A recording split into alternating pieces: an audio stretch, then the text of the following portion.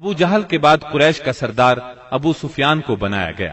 یہ بنو امیہ سے تھے۔ اس طرح بنو امیہ کے وقار میں اضافہ ہو گیا۔ جمادی الاولی 3 ہجری میں قریش نے اپنا ایک قافلہ عراق کے راستے ملک شام بھیجا۔ یہ راستہ نجد سے ہو کر شام جاتا تھا اور مدینے کے قریب سے نہیں گزرتا تھا۔ اس قافلے کی قیادت صفوان بن امیہ کر رہا تھا۔ رسول اللہ صلی اللہ علیہ وسلم کو اس کا علم ہو گیا۔ آپ نے سیدنا زید بن حارثہ رضی اللہ عنہ کی کمان میں 200 سواروں کا ایک دستہ بھیج دیا۔ قریش کا قافلہ نجد میں قردہ نامی ایک چشمے پر پڑاؤ ڈال رہا تھا کہ سیدنا زید رضی اللہ عنہ نے اس پر حملہ کر دیا۔ نتیجہ یہ ہوا کہ پورا قافلہ ان کے قبضے میں آ گیا۔ البتہ اس میں جتنے آدمی تھے سب نکل بھاگے۔ صرف قافلے کا رہنما فرات بن حیان گرفتار ہو سکا۔ اس نے اسلام قبول کر لیا۔ مال غنیمت کی مقدار 1,00,000 درہم تھی اور غزوہ بدر کے بعد قریش کے لیے یہ سب سے زیادہ تکلیف دہ مار تھی۔ غزوہ بدر کے بعد غزوات کے سلسلے میں تیزی آ گئی۔ 3 ہجری میں غزوہ بحران، غزوہ غطفان، غزوہ حمیر الاسد اور غزوہ احد اس سال کامیابی سے لڑے گئے۔ البتہ غزوہ احد واحد غزوہ ہے جس میں مسلمانوں کو بہت تکلیف دہ صورتحال کا سامنا کرنا پڑا۔ اپنی ایک غلطی کی وجہ سے وقتی طور پر شکست کا منہ دیکھنا پڑا۔ بدر میں ذلت آمیز شکست اور قریش کے بڑے بڑے سرداروں کے قتل کے بعد مکہ معظمہ کے ہر گھر میں کوہرام مچ گیا۔ اب قریش کے سردار ابو سفیان تھے۔ ان کی یہ ذمہ داری تھی کہ وہ غزوہ بدر کے مقتولین کا انتقام لیں۔ چنانچہ مشرکین نے بدر سے واپسی پر منت مانی کہ وہ جب تک مسلمانوں سے بدر کا انتقام نہیں لیں گے غسل جنابت نہیں کریں گے۔ ایک روز ابو جہل کا بیٹا اکرمہ مقتولین کے رشتہ داروں کو ساتھ لے کر ابو سفیان کے پاس گیا اور کہا، محمد نے ہماری قوم کو فنا کر دیا ہے۔ اب ہم نے تہیہ کر لیا ہے کہ مسلمانوں کا نام صفحہ ہستی سے حرف غلط کی طرح مٹا کر دم لیں گے۔ اس طرح قریش کے شعلہ فشاں شاعروں نے انتقام کی آگ کو خوب ہوا دی۔ اس طرح سارا عرب گویا آتش فشاں بن گیا۔ ادھر مسلمان بھی یہ بات اچھی طرح جانتے تھے کہ قریش مکہ اپنے 70 سرداروں کا انتقام ضرور لیں گے۔ چنانچہ مسلمان کفار مکہ کی سرگرمیوں سے باخبر رہنے کی پوری کوشش کر رہے تھے۔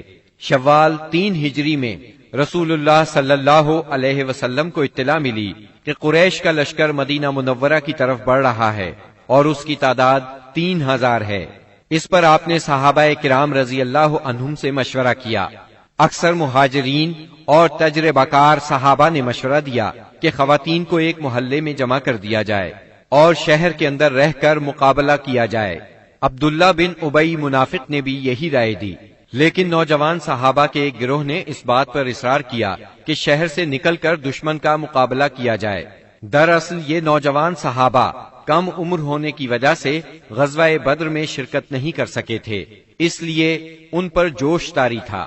نبی اکرم صلی اللہ علیہ وسلم گھر تشریف لائے اور زرہ پہن کر باہر تشریف لے گئے۔ اب لوگوں کو ندامت محسوس ہوئی کہ کیوں شہر سے باہر جا کر لڑنے کا مشورہ دیا۔ چنانچہ انہوں نے کہا، اگر آپ پسند فرمائیں تو شہر میں رہ کر دشمن سے مقابلہ کیا جائے۔ جواب میں آپ نے فرمایا، رسول کو زیبا نہیں کہ ہتھیار پہن کر بغیر قتال کے اتار دے۔ چنانچہ آپ 1000 کا لشکر لے کر مدینہ منورہ سے نکلے۔ اس کے بعد نبی صلی اللہ علیہ وسلم نے لشکر کو 3 حصوں میں تقسیم کیا۔ مہاجرین کا دستہ، اس کا پرچم سیدنا مصعب بن عمیر رضی اللہ عنہ کو عطا کیا۔ قبیلہ اوس کا دستہ، اس کا علم اسید بن حذیر رضی اللہ عنہ کو عطا فرمایا۔ تیسرا قبیلہ خزرج کا دستہ، اس کا علم حباب بن منذر رضی اللہ عنہ کو عطا فرمایا۔ پورا لشکر 1000 مردان جنگی پر مشتمل تھا، جن میں 100 زرہ پوش اور 50 شاہ سوار تھے۔ سیدنا ابن ام مکتوم رضی اللہ عنہ کو اس کام پر مقرر فرمایا کہ وہ مدینے کے اندر رہ جانے والے لوگوں کو نماز پڑھائیں گے۔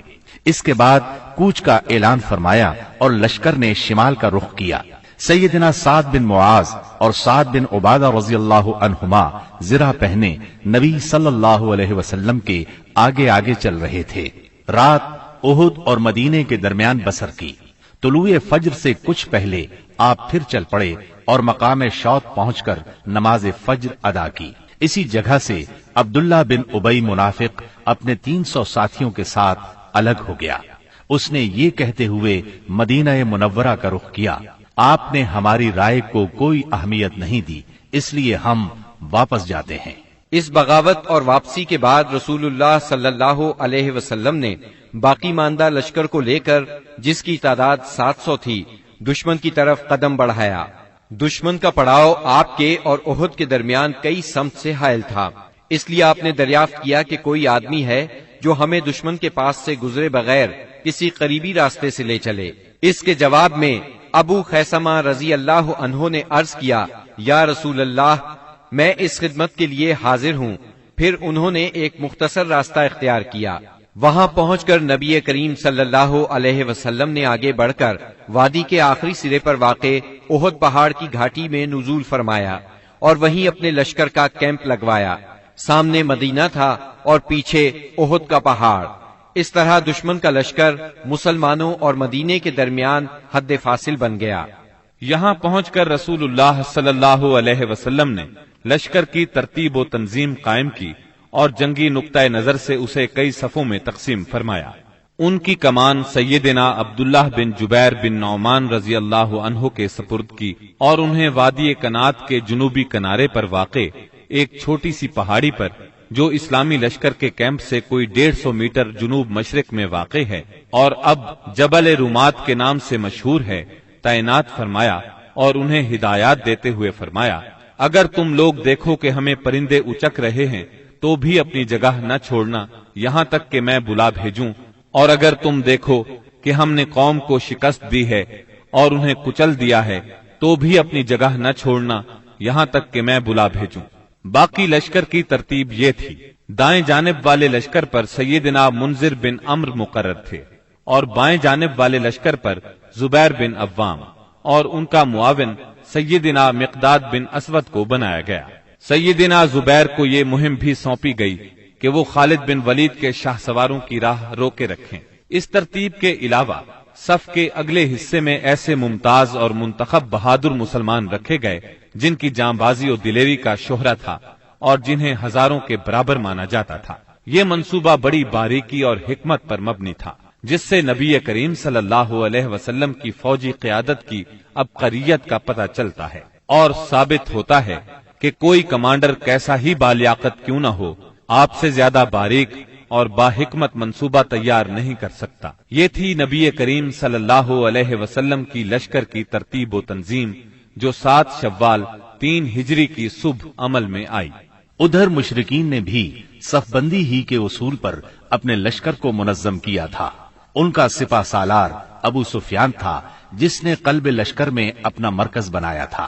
دائیں جانب خالد بن ولید سالار تھے جو ابھی مشرک تھے، اور بائیں جانب کا سالار اکرمہ بن ابو جہل تھا۔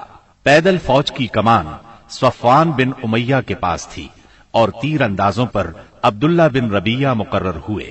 جھنڈا بنو عبد الدار کی ایک چھوٹی سی جماعت کے ہاتھ میں تھا۔ اس کے بعد دونوں فریق آمنے سامنے اور قریب آ گئے اور لڑائی کا مرحلہ شروع ہو گیا۔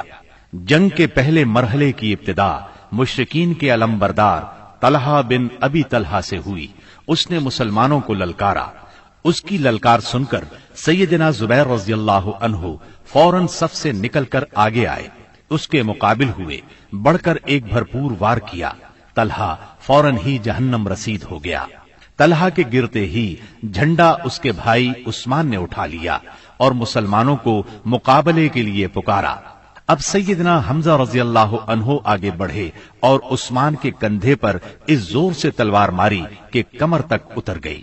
اس طرح قریش کے 12 علمبردار یکے بعد دیگرے قتل ہوئے۔ پھر عام لڑائی شروع ہوئی۔ گھمسان کی جنگ چھڑ گئی۔ اس میں مسلمانوں کا پلہ بھاری رہا۔ مشرکین شکست کھا کر بھاگ نکلے۔ انہیں جوش دلانے والی عورتیں بھی بھاگ کھڑی ہوئیں۔ مسلمانوں نے مشرکین کو گھیر لیا، انہیں مارنے لگے، ساتھ ساتھ مال غنیمت لوٹنے لگے۔ ایسے میں درے پر موجود 50 تیر اندازوں سے وہ غلطی ہو گئی جس نے لڑائی کا پانسا پلٹ دیا۔ ہوا یوں کہ نبی اکرم صلی اللہ علیہ وسلم نے ان 50 تیر اندازوں کو یہ ہدایت فرمائی تھی کہ اس درے کو کسی حال میں نہ چھوڑنا، لیکن جب مسلمانوں کو کامیابی ہوئی، کافر بھاگنے لگے اور مسلمان انہیں مارنے کاٹنے کے ساتھ ساتھ مال غنیمت بھی لوٹنے لگے، تو انہوں نے بھی درہ چھوڑ دیا اور مال غنیمت لوٹنے کے لیے دوڑ پڑے۔ تیر اندازوں کے سردار سیدنا عبداللہ بن جبیر رضی اللہ عنہ نے انہیں روکنے کی کوشش کی، لیکن وہ مال غنیمت کی طرف متوجہ ہو گئے۔ قریشی فوج میں خالد بن ولید موجود تھے۔ انہیں اللہ نے غضب کی جنگی مہارت عطا کی تھی۔ انہوں نے اپنی مہارت سے فوراً بھانپ لیا کہ موقع بہت اچھا ہے، مسلمانوں پر اس درے کی طرف سے حملہ کر دینا چاہیے۔ چنانچہ انہوں نے اپنے دستے کو ساتھ لیا اور چکر کاٹ کر درے تک پہنچ گئے۔ وہاں سیدنا عبداللہ بن جبیر رضی اللہ عنہ اور ان کے ساتھیوں کو شہید کر کے یہ لوگ پیچھے کی طرف سے مسلمانوں پر ٹوٹ پڑے۔ اس طرح مسلمان دونوں طرف سے گھیرے میں آ گئے۔ اس طرح 700 مسلمانوں کی فوج اچانک 3000 کے نرغے میں آ گئی۔ زبردست جنگ ہوئی، 70 صحابہ شہید ہو گئے، مسلمان منتشر ہو کر رہ گئے۔ اسلامی فوج کے علم بردار سیدنا مصعب بن عمیر رضی اللہ عنہ کی شکل و صورت رسول اللہ صلی اللہ علیہ وسلم سے بہت ملتی جلتی تھی۔ وہ شہید ہو گئے تو بعض لوگوں نے سمجھا رسول اللہ صلی اللہ علیہ وسلم شہید ہو گئے۔ اس خبر سے اسلامی فوج بد دل ہو گئی، ان میں سراسیمگی پھیل گئی، وہ مایوس ہو گئے۔ بڑے بڑے بہادروں کی طاقت جواب دے گئی۔ کچھ دیر بعد اتفاق سے کعب بن مالک رضی اللہ عنہ نے رسول اللہ صلی اللہ علیہ وسلم کو دیکھ لیا۔ وہ بلند آواز سے پکارے، مسلمانوں، رسول اللہ صلی اللہ علیہ وسلم زندہ ہے۔ مسلمان اس طرف لپکے اور آپ کو حلقے میں لے لیا۔ لڑائی کے دوران میں ایک پتھر آپ صلی اللہ علیہ وسلم کی پیشانی مبارک پر لگا، اس سے زرہ کی 2 کڑیاں آپ کی پیشانی میں دھس گئیں۔ ایک اور پتھر آ کر لگا، اس سے آپ کے 2 دانت شہید ہو گئے۔ مسلمانوں کے پھر پلٹ آنے پر آخر کافروں کو بھاگتے بنی۔ 70 مسلمانوں کی لاشیں خون اور مٹی میں لت پت پڑی تھی۔ کفار نے انتقام کی آگ کو اس طرح ٹھنڈا کیا کہ ان میں سے اکثر کے ناک اور کان کاٹ لیے۔ آپ کے چچا سیدنا حمزہ رضی اللہ عنہ کی ناش کے بھی ناک کان کاٹ ڈالے گئے۔ سرور کائنات صلی اللہ علیہ وسلم نے چچا کی لاش دیکھی تو آپ دیدہ ہو گئے، تاہم صبر فرمایا۔ قریش مکہ کے لیے دعا فرمائی، اے اللہ میری قوم کو ہدایت فرما کیونکہ وہ مجھے نہیں جانتے۔ اس کے بعد آپ مسلمان زخمیوں اور شہیدوں کی خبر لینے کے لیے میدان میں تشریف لائے۔ بعض لوگ اس وقت تک بعض شہداء کو مدینے کی طرف لے چلے تھے۔ آپ نے انہیں حکم دیا کہ انہیں ان کی شہادت گاہوں میں واپس لایا جائے اور سارے شہداء کو غسل اور نماز جنازہ کے بغیر ان کے کپڑوں ہی میں دفن کیا جائے۔ آپ نے 2 اور 3 شہیدوں کو ایک ہی قبر میں دفن کیا، اور ایسا بھی ہوا کہ 2 شہیدوں کو ایک ہی کپڑے میں دفن کیا گیا۔ درمیان میں اسخر گھاس ڈال دی گئی۔ لحد میں اس شخص کو آگے کیا جسے قرآن زیادہ یاد تھا۔ آپ نے فرمایا، میں ان لوگوں کے بارے میں قیامت کے دن گواہی دوں گا۔ لوگوں نے سیدنا حنظلہ بن ابی عامر رضی اللہ عنہ کی لاش اس حالت میں پائی کہ وہ زمین سے اوپر اٹھی ہوئی تھی اور اس سے پانی ٹپک رہا تھا۔ رحمت دو عالم صلی اللہ علیہ وسلم نے فرمایا، فرشتے انہیں غسل دے رہے ہیں۔ ان کا واقعہ یہ ہے کہ ان کی نئی شادی ہوئی تھی، بیوی کے ساتھ ہی تھے کہ جنگ کی دعوت کانوں میں پڑی۔ وہ بیوی کو چھوڑ کر سیدھے میدان جنگ میں آ گئے، پھر حالت جنابت ہی میں لڑتے ہوئے شہید ہو گئے۔ چنانچہ فرشتوں نے انہیں غسل دیا، اس لیے انہیں غسیل الملائکہ کہا جاتا ہے۔ سیدنا حمزہ رضی اللہ عنہ کو اتنی چھوٹی چادر میں دفنا دیا گیا کہ اگر سر ڈھانکا جاتا تو پاؤں کھل جاتے تھے اور پاؤں ڈھانکے جاتے تو سر کھل جاتا تھا۔ چنانچہ پاؤں پر اذخر گھاس ڈال دی گئی۔ یہی صورتحال سیدنا مصعب بن عمیر رضی اللہ عنہ کے ساتھ پیش آئی۔ شہداء کے دفن اور ان کے لیے دعا کے بعد نبی اکرم صلی اللہ علیہ وسلم اور صحابہ کرام مدینے کی طرف چلے۔ راستے میں کچھ عورتیں ملی جن کے عزیز شہید ہوئے تھے۔ نبی صلی اللہ علیہ وسلم نے انہیں تسلی دی اور ان کے لیے دعا فرمائی۔ بنو دینار کی ایک خاتون آئی جن کے شوہر، بھائی اور باپ شہید ہو گئے تھے۔ جب انہیں ان کے عزیزوں کی شہادت کی خبر دی گئی تو بولی، رسول اللہ صلی اللہ علیہ وسلم کی کیا خبر ہے؟ انہیں بتایا گیا رسول اللہ صلی اللہ علیہ وسلم خیریت سے ہیں۔ وہ بولی میں آپ کو دیکھنا چاہتی ہوں۔ لوگوں نے اشارے سے بتایا۔ جب ان کی نظر آپ پر پڑی تو بولی کل مصیبت بعدک جلل، کہ آپ کے بعد ہر مصیبت ہیچ ہے۔ مدینے پہنچ کر مسلمانوں نے ہنگامی حالت میں رات گزاری۔ جسموں پر زخم ہی زخم تھے، تھکن سے بدن چور چور تھے اور غم و الم کی کیفیت طاری تھی۔